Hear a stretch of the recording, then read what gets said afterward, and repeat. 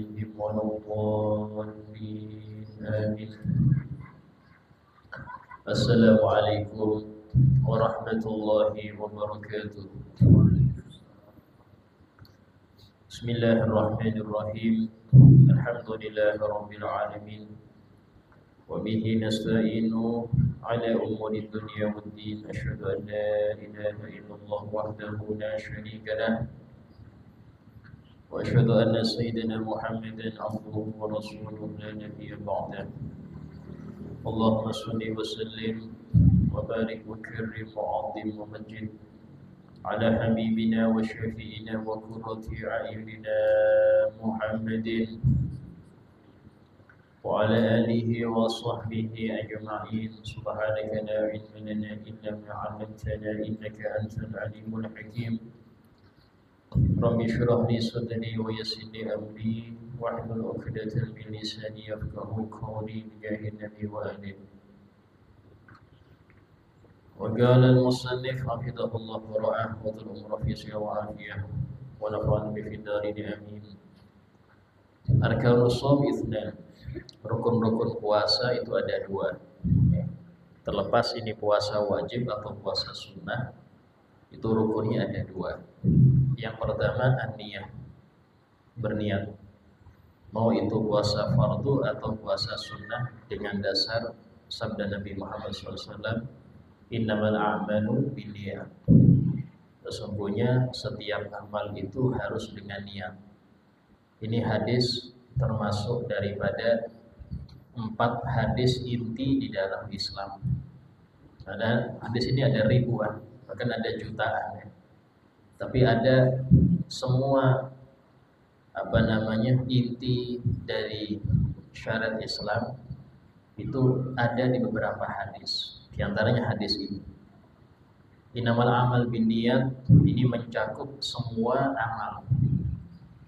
Orang meninggalkan yang haram tapi enggak berniat, maka enggak dapat pahala. Sementara arti haram itu kan kalau dikerjakan dapat dosa, ditinggalkan dapat pahala. Kapan dapat pahalanya? Ketika dia berniat. Kapan bisa berniat? Ketika dia ngerti itu haram. Orang yang enggak ngerti ghibah itu haram, walaupun dia enggak pernah ghibah orang, dia enggak dapat pahala karena enggak ghibah. Kapan dapat pahala? Ketika dia menjauhi ghibah karena dia tahu ghibah dilarang. Orang enggak minum khamr, tapi enggak ngerti kalau khamr itu haram. Ketika dia enggak minum khamr, enggak dapat pahala. Kapan dapat pahala? Ketika dia niat menjauhi hal yang Allah haramkan. Ini Allah haramkan, saya meninggalkan. Nah, dapat pahala. Sama dengan seseorang yang beramal sunnah. Kalau dia tidak tahu itu sunnah, sehingga bagaimana bisa berniat? Kalau nggak bisa berniat, maka nggak dapat pahala. Orang yang mulai kecil dididik makan tangan kanan. Ketika dia nggak ngerti tangan kanan itu sunnah, ya, maka setiap makan tangan kanan dia nggak dapat pahala.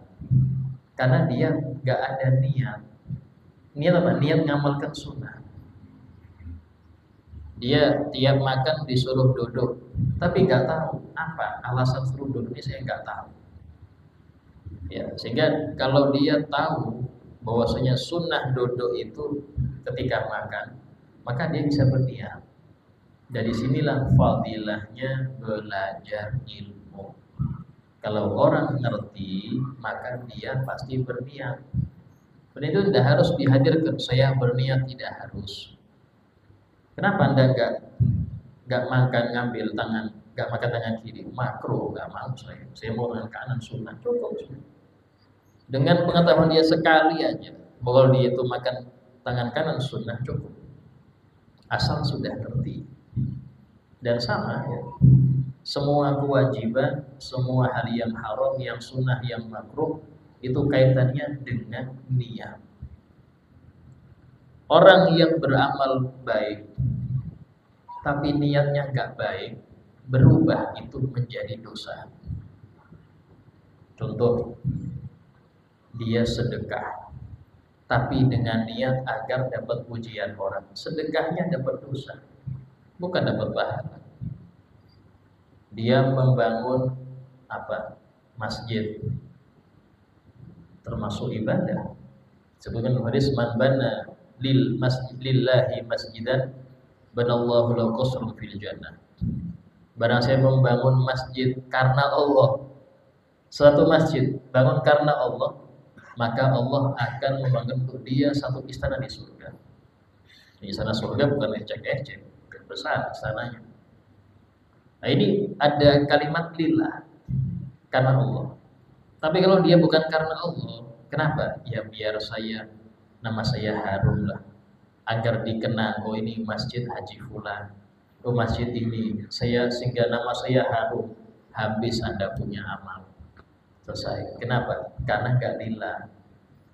Dalam hadis disebutkan, man bana lillahi masjidan, barang saya membangun karena Allah satu masjid, maka Allah akan membentuk dia istana di surga. Ini niat menjadikan amal baik jadi buruk. Kenapa? Niat dia bukan karena Allah. Niat dia karena ingin pamer, karena ini sama. Sehingga dalam hal ini hati-hati ngolah niat. Karena itulah di dalam masalah puasa itu dikatakan termasuk rukun puasa itu niat. Dan wajib niat ini setiap hari.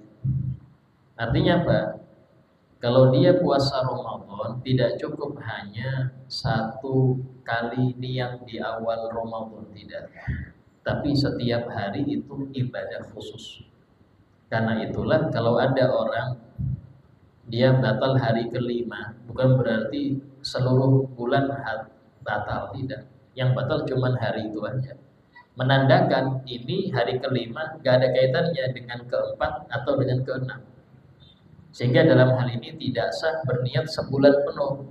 Kenapa? Karena kayak satu paket. Beda kayak sholat. Anda sholat cukup niat sholat, gak perlu Anda niat saya niat baca Fatihah, saya niat rukuk, saya i'tidal, niat sujud, gak perlu. Walaupun itu terdiri dari rukun banyak. Tapi tadi, kenapa cukup dengan niat sholat? Karena itu satu kesatuan. Kalau rukuk batal, batal semua. Sujud batal, batal semua. Itu dalam aturan sholat. Beda dengan puasa. Anda batal hari kelima, yang batal cuma hari kelima, bukan sebulan penuh. Menunjukkan setiap hari ada niat khusus. Ini perbedaannya. Walaupun Imam Malik mengatakan cukup niat hanya di awal bulan. Dan kita disunnahkan niat puasa sebulan penuh di awal Ramadan. Niat, kenapa? Ngikutin Imam Malik.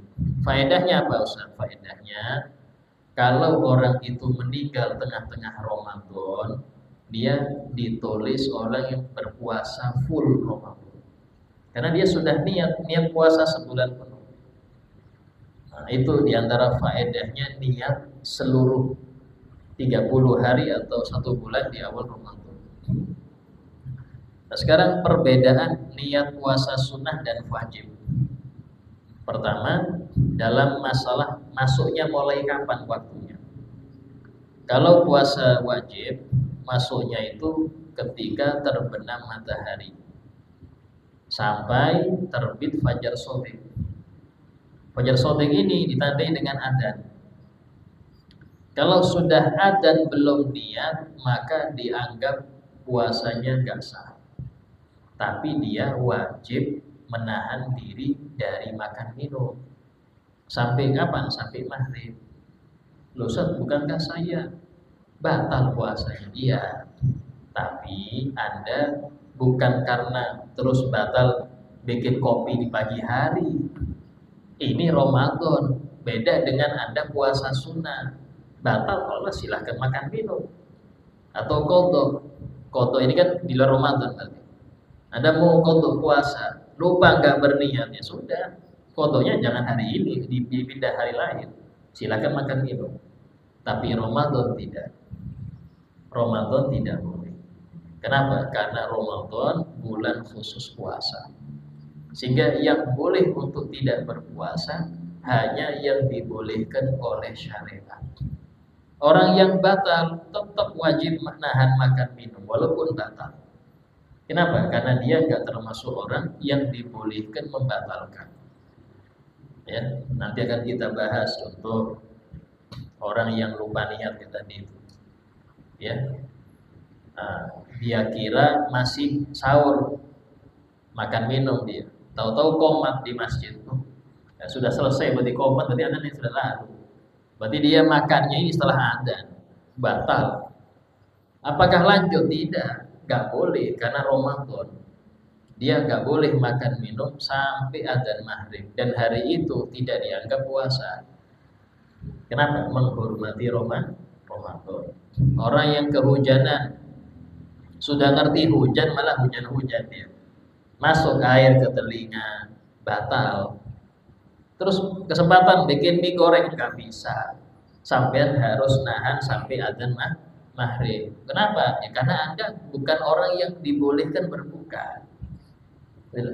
Ini penting. Mengetahui apakah dia boleh berbuka apa tidak, itu penting. Orang yang menyelamatkan orang tenggelam, ya kan? Orang di Kandilo, apakah dia wajib nolong Ustaz? Dilihat, bisa renang nggak?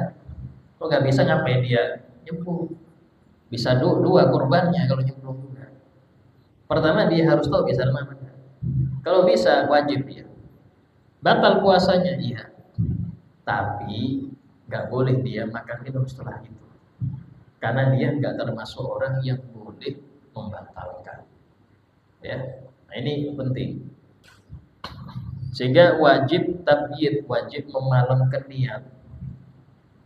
Dan tidak masalah habis niat itu makan minum nggak apa-apa. Anda berniat habis isya, ya, senawaitu shomal ghadin, niat. Ini jam 10 makan mie goreng, makan ini silahkan, nggak perlu niat lagi. Karena makan minum gak membatalkan niat, karena belum puasa. Ini bedanya niat puasa sama niat ibadah lain. Kalau niat sholat harus sudah masuk di waktu sholat. Gak boleh Anda belum takbir sudah niat duluan, gak sah. Kapan niatnya? Waktu takbir. Sehingga kalau niatnya itu sebelum takbir gak sah. Ustaz, saya biasanya usholi Ustaz, itu bukan niat. Itu sunnah. Niat itu yang di sini. Yang di sini itu niat. Waktu Allah, nah itu ada niat, itu waktu niat.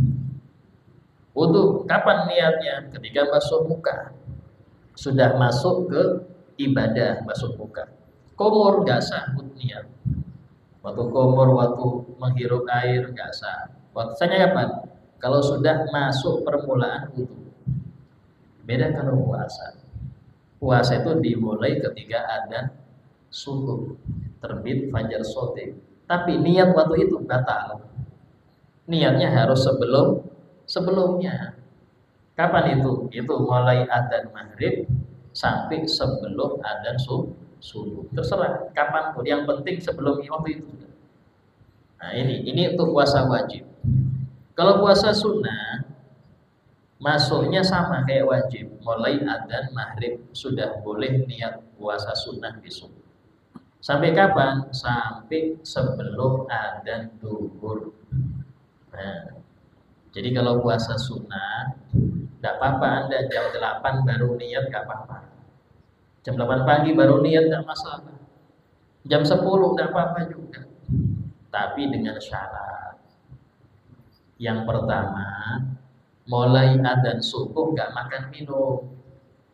Nah, ini sudah ngopi roti habis 3 baru nawai itu jam 8 nggak bisa Pak.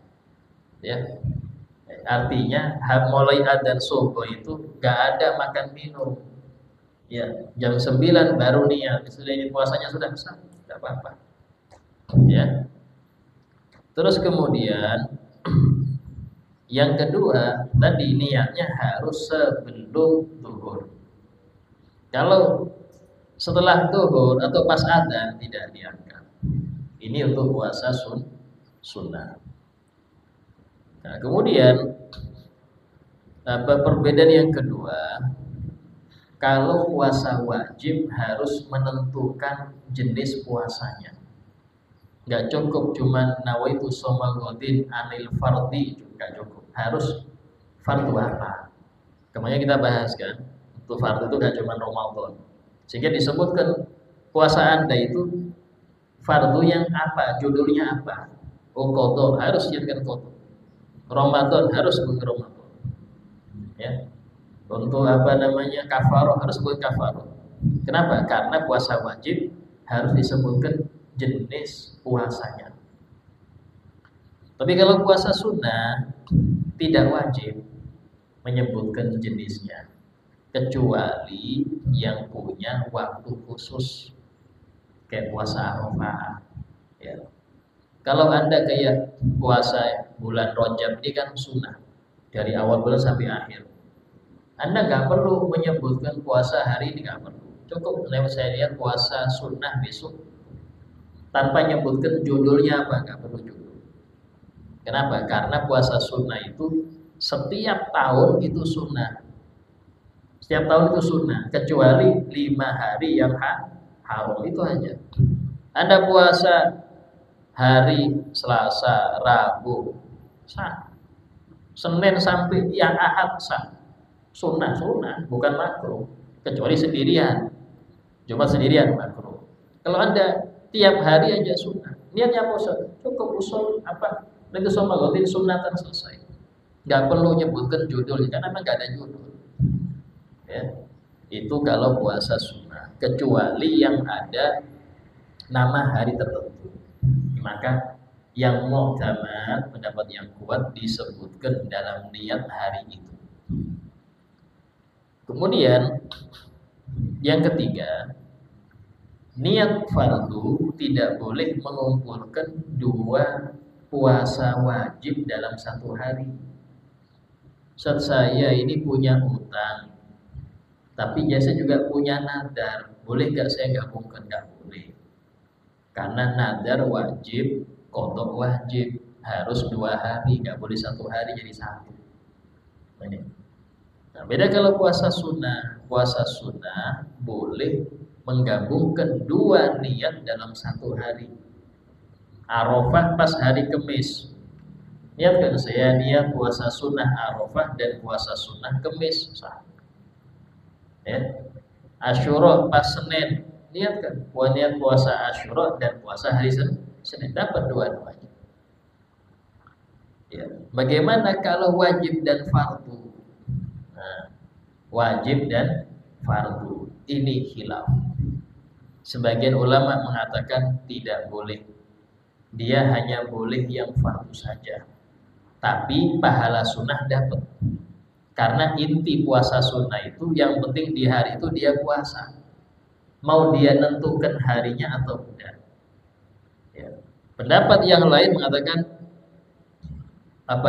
boleh mengumpulkan niat fardu dan niat sunnah. Cuman untuk kehati-hatian jangan digabung. Kehati-hatian jadi gabung. Karena itulah di dalam hadis yang Nabi bersabda, man shoma ramadhana, barang siapa yang puasa Ramadan sempurna, fa'atba'ahu sittan min Syawal, kemudian dilanjutkan 6 hari di bulan Syawal, kana kasiyamid dahar, pahalanya seperti puasa setahun penuh. Ini seumpama ada orang, Ustaz, saya punya utang nih 6 hari, saya kerjakan di Syawal sekalian niat puasa 6 hari Syawal, boleh apa enggak? Qadha sekalian sunnah. Nah, kalau dibilang menggabungkan niat, ini hilaf tadi. Tapi gak boleh dia puasa sunnah Syawal sebelum Ramadannya lengkap dulu. Karena dalam hadis sebutkan man shoma Ramadan, barang siapa yang puasa Ramadan full, baru kemudian 6 hari bulan Syawal. Kalau masih ada utang gak boleh Syawal dulu, utangnya dulu beresin. Tapi dia pengen langsung utang dan Syawal jadi 1. Ini kayak apa hukumnya? Nah, hilaf. Yang utama tetap dia qadha dulu dan dapat pahala Syawal itu dapat. Jadi dia puasa qadha 6 hari itu sudah mencukupi dari 6 hari bulan Syawal. Tapi afdolnya dia sendirikan Syawalnya setelah dia qadha. Afdolnya seperti itu. Ya, itu perbedaannya. Nah, kemudian paling sempurnanya niat adalah melafalkan niat duluan. Lafal niat di lisan, di hati dihadirkan. Ya. Biasanya tuh nawaitu shoma ghadin. Di sini ngucap, sini diucap juga. Tapi tadi ya, syaratnya orang berniat harus ngerti artinya. Kalau Anda cuma nawaitu shoma ghadin, apa itu Pak? Itu doa, Ustaz. Doa yang batal. Berapa tahun niat itu shoma ghadin cuma ngerti itu doa itu. Biasanya imam tarawih itu doa itu biasanya. Saya amin saja amin. Batal sampai kapan niatnya. Jadi harus ngerti nawa itu saya berniat shoma ghadin puasa besok hari. Ustaz saya nggak ngerti arti perlafadznya. Yang saya tahu itu niat puasa itu aja. Sah. Yang penting Anda ngerti ini niat puasa wajib. Cukup sudah. Walaupun Anda nggak tahu arti perkalimannya nggak masalah.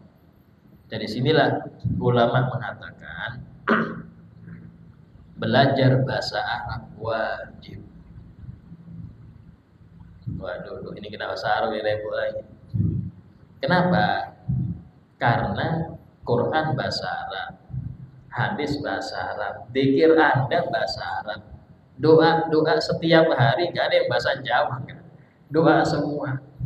Masuk rumah, berkendara bahasa Arab semua. Anda berdoa bahasa Arab. Anda sholat bahasa Arab. Kenapa bisa khusyuk kalau nggak ngerti arti? Sehingga Nabi bersabda, ta'allamul arabiyyah, belajarlah kalian bahasa Arab. Ini kata ulama menandakan bahasa Arab itu bukan bahasanya orang Arab, tapi bahasanya Muslim. Dia bahasanya Muslim, bukan orang Arab. Itu sudah menjadi bahasa Muslim. Yang ngaku Muslim harus ngerti, walaupun tidak selancar orang Arab asli. Yang penting harus ngerti. Kenapa? Karena hampir semua kegiatan kita bahasa Arab. Sampai-sampai Nabi itu bersabda, Ahibul Arab li salas. Cintai Arab itu karena 3 alasan. Pertama, li'ani Arabi, aku orang Arab, kata Nabi. Aku orang Arab, cintai ya. Yang kedua, walughatul Quran Arabiyyah, bahasa Quran itu bahasa Arab. Kok bisa Anda membenci Arab, bahasa Quran yang Anda sering baca itu? Yang ketiga, walughatul ahli jannah fil jannah Arabiyyah. Bahasanya penduduk surga nanti di surga pakai bahasa Arab. Bahasanya orang ahli surga di surga ya, di sini bahasanya biasa aja. Di surga nanti bahasa Arab. Jadi dari sini penting belajar bahasa Arab itu. Ya, kemudian ada masalah. Fi ayyi suratin yasihu shamun nafli bi niyatin ba'da tulil fajr. Matan syai'in futirat qabla niyah. Nah, seperti apa gambarannya orang puasa sunnah niatnya setelah terbit fajar shadiq? Tapi dia sebelum itu makan. Sebelum itu makan dia. Tapi dianggap sah puasanya. Kayak apa gambarannya itu? Nah, gambarannya kalau dia biasanya punya kebiasaan puasa Senin Kemis. Nah, dia nggak tahu kalau ini hari Senin. Ngopi dia. Nggak tahu kalau ini hari Senin. Ngopi dia.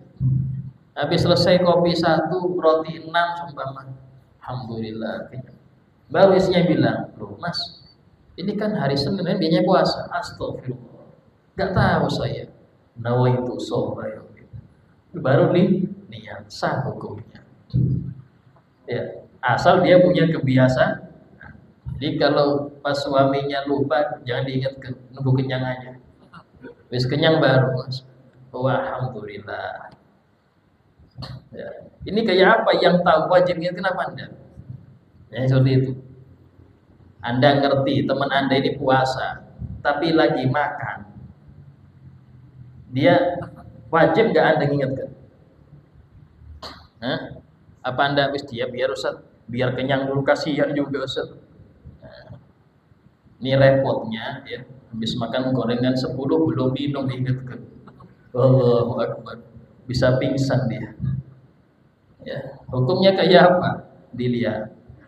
Kalau orang itu orangnya baik, secara dohir ini baik, ini pasti lupa ini. Itu sunnah, sunnah diingatkan, gak wajib. Tapi kalau ini biasanya sering sembunyi-sembunyi minum, wajib ditegur. Haram, gak boleh kamu. Oh saya gak tahu, padahal dia ketangkep aja, ketangkep. Ini kalau dohirnya gak baik, wajib ditegur. Kalau dohirnya soleh, sunnah ditegur, sunnah. Apalagi dia habis makan nasi goreng level 10. Jangan belum minum dibilang saya puasa ya. Kasihan dia bisa pingsan. Jadi dalam hal ini tunggu sampai minum dulu ya, baru diingatkan. Nah, kemudian rukun yang kedua nih. Rukun yang kedua daripada puasa tarku mufattir, meninggalkan hal yang membatalkan. Ini simple tapi cakupannya panjang. Dalam keadaan dzakiran, ingat ya, meninggalkan yang membatalkan karena dia ingat.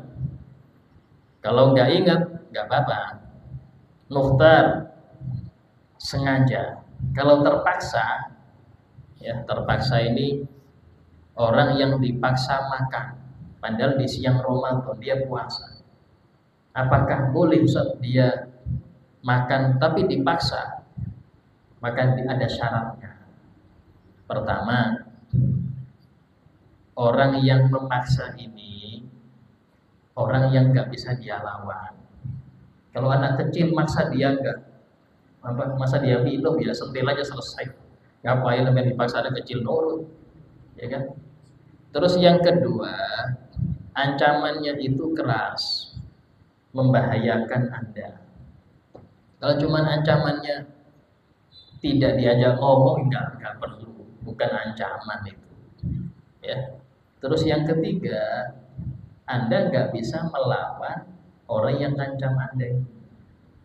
Kalau Anda bisa ngelawan, maka tidak boleh untuk Anda nurutin ancamannya. Yang keempat, dibolehkan seseorang itu melakukan sesuatu yang nggak boleh karena diancam, sekadar ancaman. Contoh, diancam untuk ayo minum khamr ini, diancam pakai pistol, maka dia yang penting minum seteguk, bukan sebotol penuh. Di kesempatan karena disuruh ya bismillah aja, tidak boleh. Karena Anda dipaksa yang penting kerjakan, bukan kesempatan. Nah ini semua hal yang dipaksa bisa menjadi halal. Ya, hal haram yang dipaksa, ya tadi orang puasa haram makan. Tapi kalau dipaksa boleh kalau dipaksa. Dan tidak batal puasa dia.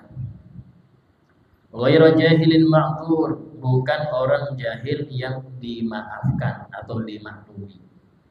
Kalau jahil yang dimaklumi, ya contoh orang yang baru masuk Islam, wajar dia belum ngerti kalau sumpama hubungan siang Ramadan itu membatalkan, tidak ngerti.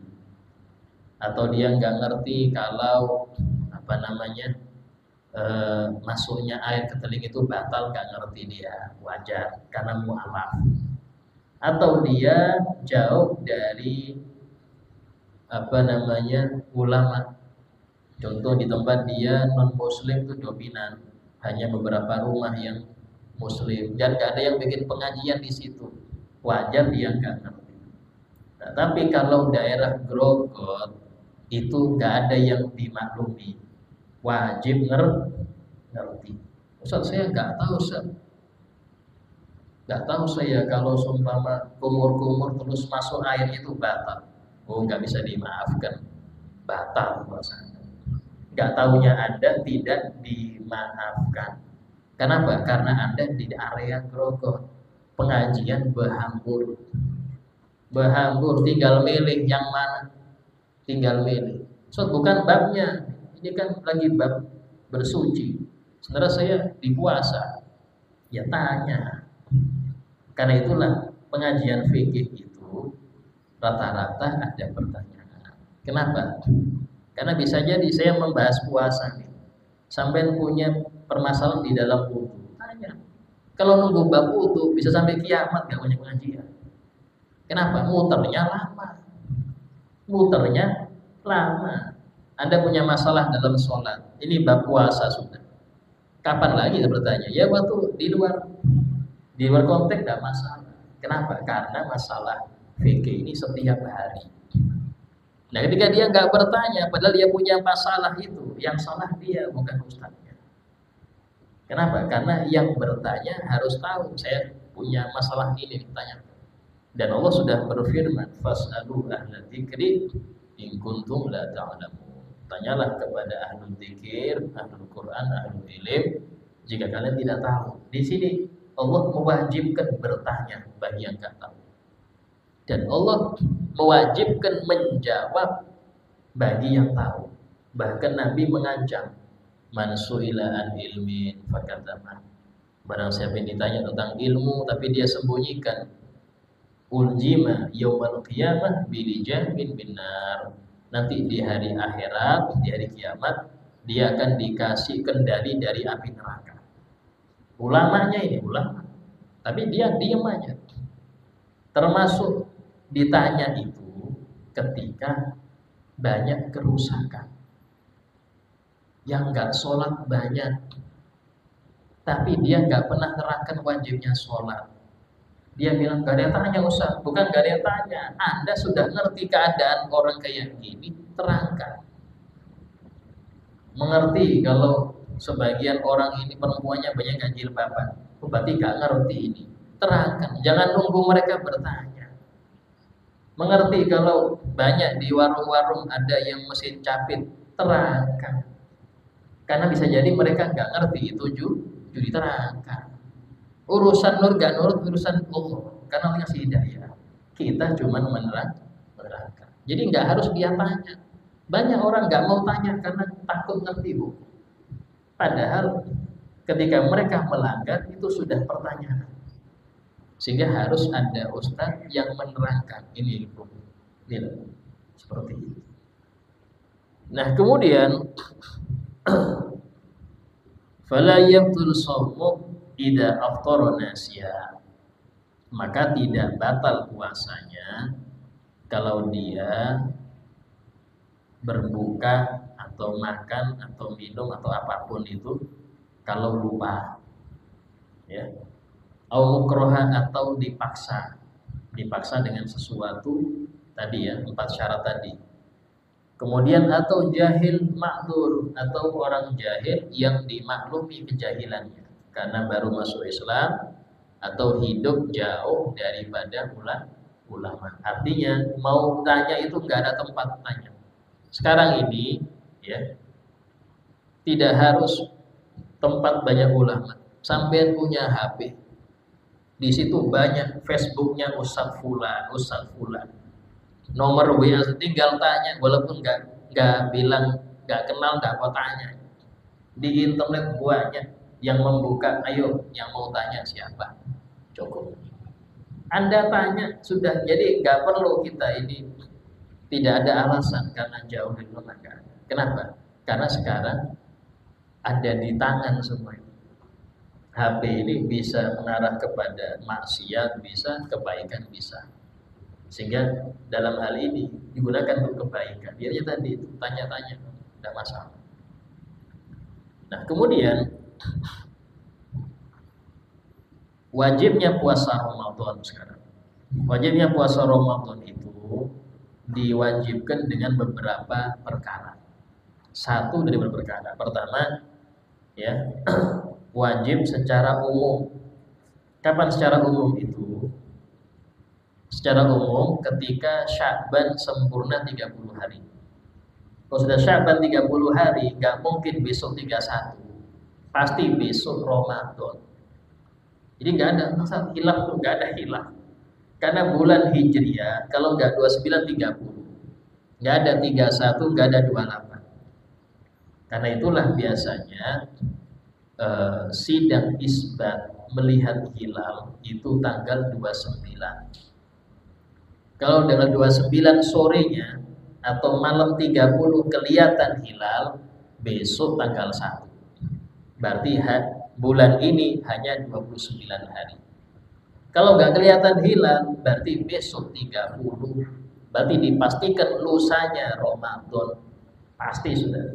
Nggak ada hilaf lagi. Itu secara umum. Artinya apa? Yang beda nggak beres. Kalau sudah 30 hari dia minta 31 nggak beres. Nah, cuman masalahnya di Indonesia ini lemah di dalam mengatasi yang seperti itu. Sampai ada yang kadang Torikoh ini Ramadannya 2 hari yang lalu, padahal kita masih 29. Ini dah bagaimana modelnya? Alasannya pakai hitung-hitungan, nggak bisa. Allah sudah berfirman, "Faman syahida minkum asy-syahra falyasum." Barang siapa yang menyaksikan dari kalian asy-syahra, bulan yang sabit itu, falyasum, wajib dia puasa. Ini dikuatkan oleh Nabi Muhammad dalam hadisnya, "Sumu li ru'yati." Puasalah kalian dengan patokan ru'yatul hilal. Jelas sudah. Jadi kalau kayak uji dengan primbon segala ini gak dipakai semua. Gak dipakai. Karena menyalahi Quran dan hadis. Itu aja. Oh, ini dari guru saya, guru Anda berarti gak beres, selesai. Karena selain Nabi Muhammad pasti gak terjaga. Tidak dijamin benernya. Selain para nabi tidak terjamin benernya. Oh, ini orang soleh walaupun level wali. Tapi kalau sudah menyalahi aturan yang baku, kita nggak pakai. Ada orang wali mimpi Nabi Muhammad SAW mengatakan besok Ramadan. Apakah dia wajib dipercaya? Dilihat kalau memang tanggalnya itu pas. Contoh, dia ada kemungkinan ini 29 nih. Besok 30, kemungkinan tanggal 1. Ya. Maka boleh Anda ambil ucapannya. Dan untuk wali tersebut dia wajib ngamalkan apa yang dia lihat ini. Dan yang percaya wajib dia ikut. Yang nggak percaya nggak apa-apa, nggak ikut. So, saya mau ikut pemerintah aja. Pemerintah bilangnya lusa, ya ikut silahkan.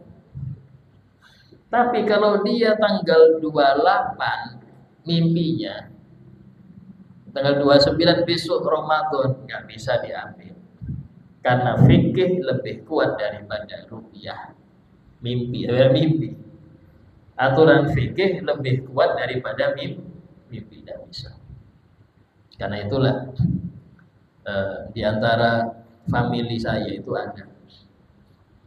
Dia bermimpi ada seorang jubah putih mengatakan, "Anta basyaiban." Kamu basyaiban, artinya dzurriyyat Nabi. Tapi gak bisa dipakai ini, harus dengan sanadnya, nasabnya ada. Kalau cuma dari mimpi gak bisa, itu wajib dia simpen aja sendiri, gak boleh diumumkan. Sehingga kalau diumumkan repot nanti, karena harus pakai uji nasab. Nasab ini gak bisa pakai mimpi. Kalau pakai mimpi, banyak orang ngaku mimpi, aku nasab, repot lagi, gak bisa.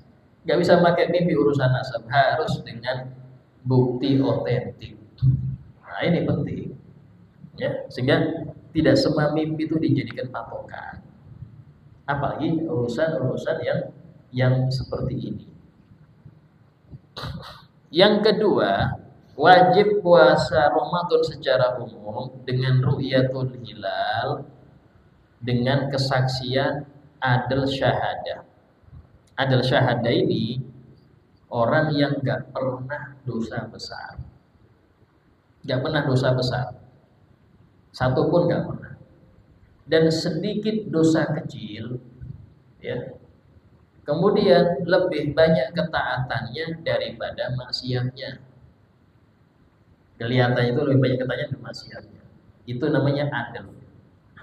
Nah, orang adil di sini, ya, itu nanti dijelaskan.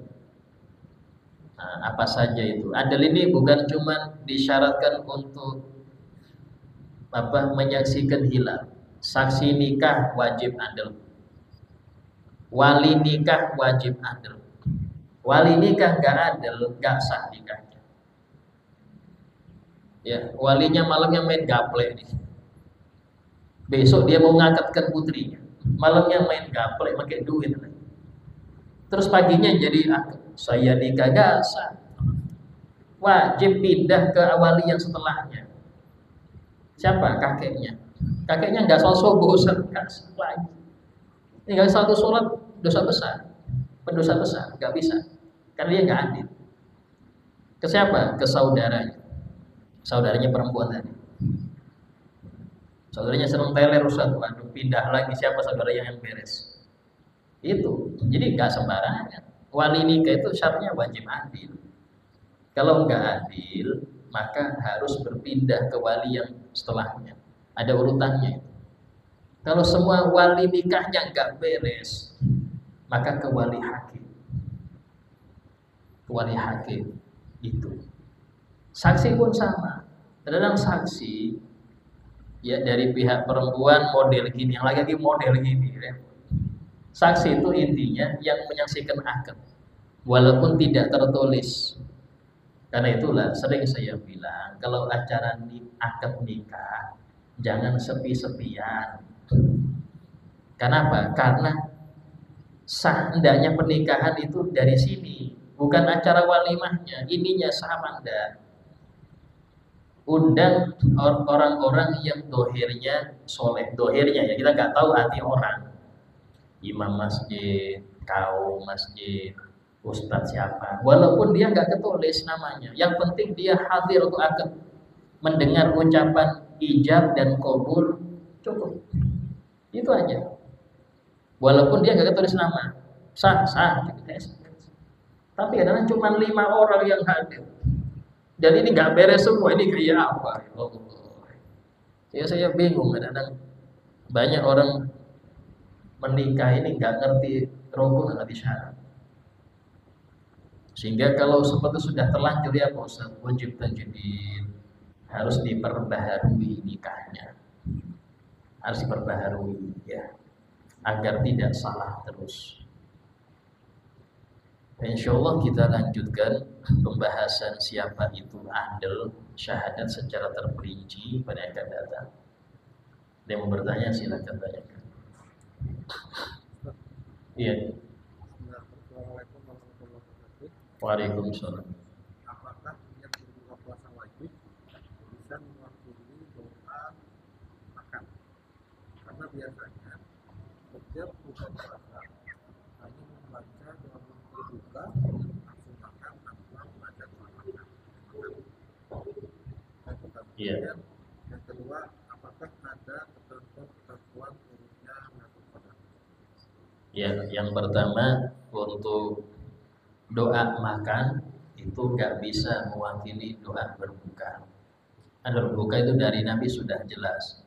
Ada 2 redaksi yang masyhur. Pertama adalah dhahabat dhama'u wabtalil qurub sebenarnya insyaallah. Yang kedua adalah Allahumma kasumtu wa bika amantu wa bika aftartu faqabbal sharim. Nah itu 2 ini yang masyhur. Kalau cuman Allah barik lana aja, dia belum dapat pahala doa ketika berbuka. Yang mana itu pahalanya sangat besar. Terus majiji di malam qadar itu tidak disebutkan secara terperinci karena memang hikmahnya memang dimubhamkan. Cuman dalam tafsir Shawi disebutkan di antara ciri-cirinya itu adalah malam itu terang, tidak mendung. Besoknya juga gitu, ya terang juga. Terus kemudian namanya di malam-malam ganjil biasanya aja sebagian. Adapun orang yang mendapat malam qadar itu Ya apa cirinya? Itu dalam hadis disebutkan bahwasanya Jibril juga turun malam qadar. Tanazzalul malaikatu warruh. Roh di sini Jibril. Malaikat dan Jibril turun juga. Kata Nabi, man sofa Jibril, yang disalami Jibril di malam itu berarti bangun dia, ibadah dia. Taksuru dumuhu, sering nangis. Ciri-ciri orang yang disalami Jibril di malam qadar, taksuru dumuhu, dia sering menangis. Nangis apa? Nangis dosa, nangis ingat akhirat, nangisnya macam-macam. Itu ciri-cirinya orang yang dapat qadar. Tapi mereka tidak menampakkan. Bukan pengumuman, ini pengumuman bukan gak dapat berarti pengumuman. Ini menyembunyikan. Seperti itu yang disebutkan dalam hadis ya. Insyaallah yang kita dapat semoga bermanfaat dan menjadi bekal kita untuk menghadapi Ramadan yang akan datang. Dan semoga Allah memanjangkan umur kita sehingga bisa mendapati Ramadan dalam sehat wal afiat serta ikhlas dalam beramal. Ala hadiniyah wa kulli niyatin salihah. Al-Fatihah. Bismillahirrahmanirrahim. Alhamdulillahirabbil alamin. Ar-Rahmanir-Rahim. Maliki yaumiddin. Iyyaka na'budu wa iyyaka nasta'in. Ihdinas siratal mustaqim. Shiratal ladzina an'amta 'alaihim ghairil maghdubi 'alaihim waladdallin. Amin. Bismillahirrahmanirrahim. Alhamdulillahirabbil alamin. Allahumma shalli wa sallim ala sayyidina Muhammad wa ala alihi wa sahbihi ajma'in.